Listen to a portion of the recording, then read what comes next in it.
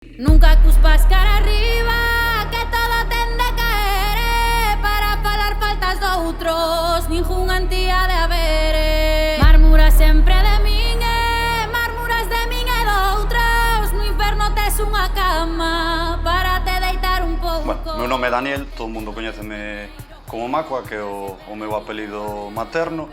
E o meu proxecto é a Contravento, que é unha marca de deseño galego.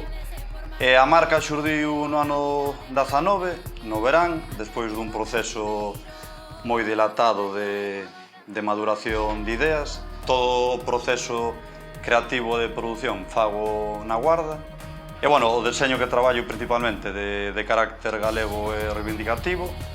E todos os deseños teñen unha vontade máis ou menos explícita de transformación social e de reivindicación.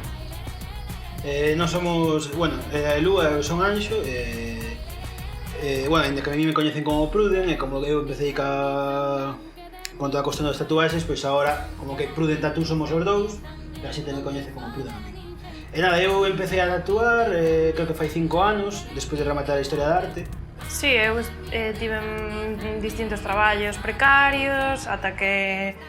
Pois, no mundo da moda? Sí, no mundo da moda. Fixen patronaje despois de estudiar Historia da Arte e despois un pouco por o contexto da vida do Anxo, de ter que viaxar e tal, pois decidín desfacerme de todos esos traballos precarios e empezar a traballar con el. Traballamos neste estudo en Ourense e dende aquí pois xestionamos todo. Nos coñecerámonos na facultade, sí. Unha vez acabamos as carreiras, perdémonos a pista completamente. O lugar estaba ali, o que pasa que... Sí, bueno, eu a Lúa personalmente nin a coñecín en Santiago, o sea, cruzaríamonos moitas veces ali na facultade, seguro, vamos. Pero personalmente non tivéramos o placer de coñecernos. Que claro, eu non sabía referencias que tiñas, pero miraba certos autores que me encaixaban moito co teu estilo. Por exemplo, Luis Soane, Isaac Díaz Pardo. Sí.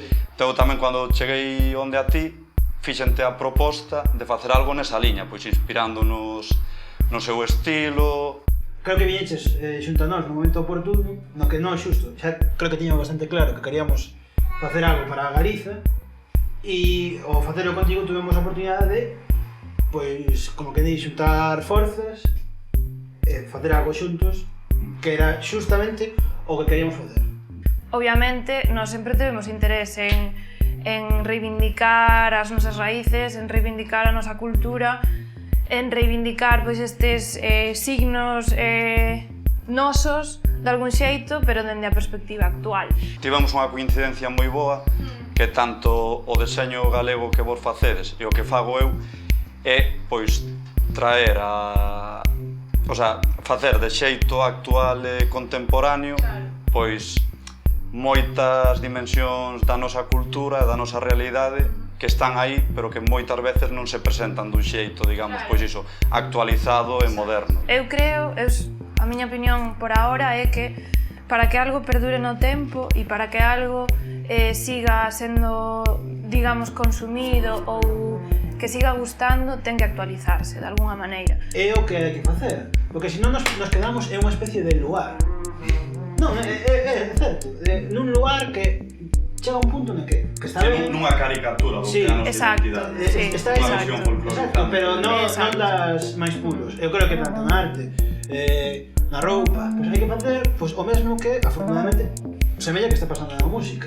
A posibilidade de escoitar trap en galego, ou... A muñeira de chantada en plan tecno, tío. Sí. Eso é que en Berlín triunfa fijo, sabes? O pensas así e dices tú...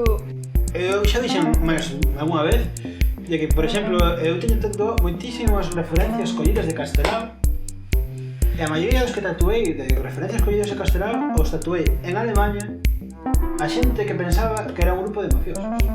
Eran os míticos vellos de Castelao e eles lle daban o sentido de que eran como mafiosos, porque estaban aí en complot para delinquir ou algo.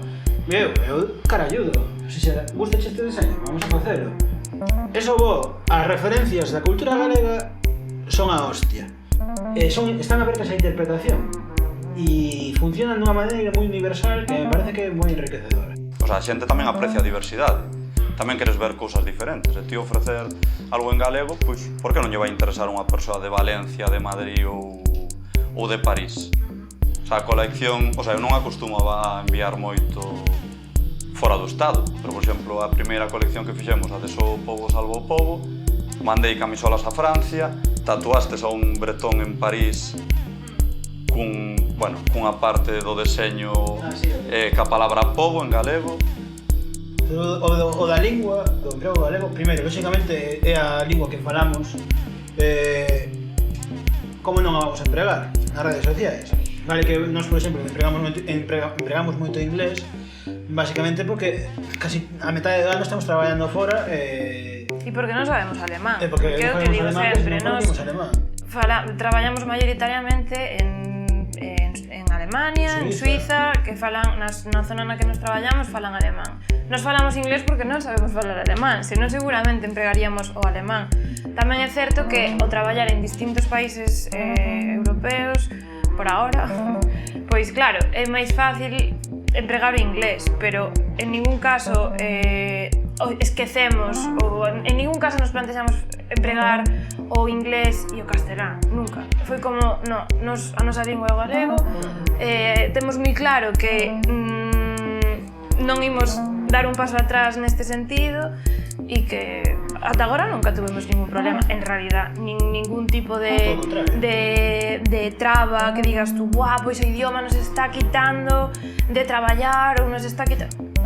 Nunca, xamais tivemos ese problema e teñennos comprado os fanzines que os editamos únicamente en galego e en inglés en todo o estado e dices, pois en realidade nos nunca tuvemos ese mal rollo que te fai pensar es que non vas vender. Si fago as cousas en galego só vou vender en Galiza ou no, ao final no meu caso, eu non só emprego o galego de maneira consciente, emprego o galego de maneira consciente a vez que non emprego o castelán de maneira consciente. Por qué? Porque castelán hai contido a barrer. Ao final eu penso e concibo todo en galego, crearía outras cousas, pero se fixese todo en castelán, pois, o sea, tería un elemento menos de diferenciación en relación a cuestións que pode crear unha persoa pois en Madrid ou en Málaga.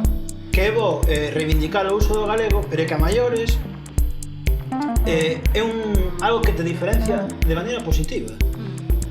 A hora de reivindicar esas datas ou axitar ou utilizar certas cuestións da nosa identidade, tamén se fai porque ten un potencial comercial. O sea, eu creo que o galego vende moito, porque incluso a xente castelán falante co galego síntense identificadas, emocionalles. O sea, por que grandes compañías como Gadis fan campañas en galego? Porque saben que a nivel comercial lles funciona. Pero, joder, en plan, non te aproveites só da identidade galega para o que te interesa. Tamén aporta que haxe un retorno.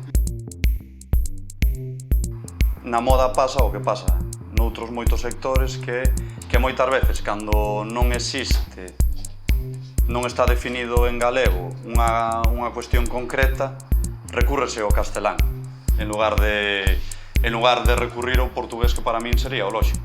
O sea, pois, bueno, o galego pola súa situación, pola súa historia, pois non ten unha normalización, unha estandarización plena, ten moitas carencias, e o lóxico é que a hora de cubrir eses valeiros recurramos pois ao sistema lingüístico que nos é común, que é a lusofonía, e a unha lingua irmá que leva estandarizada e normalizada moitos séculos.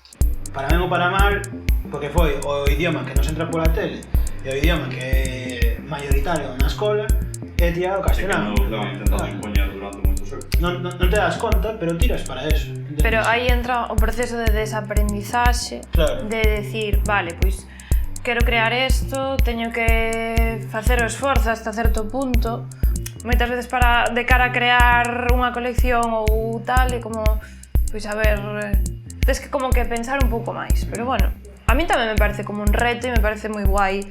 E tamén a hora de nos de crear contido galego, pois tamén aprendes moito, o sea, preocupaste moito, pois iso de buscar se hai certa terminoloxía que non estás habituada a usala en galego, pois ver como é en galego, descubrir moitas dimensións da túa cultura que non coñeces. O sea, tamén é un proceso de aprendizaxe continuo que eu creo que é moi reconfortante.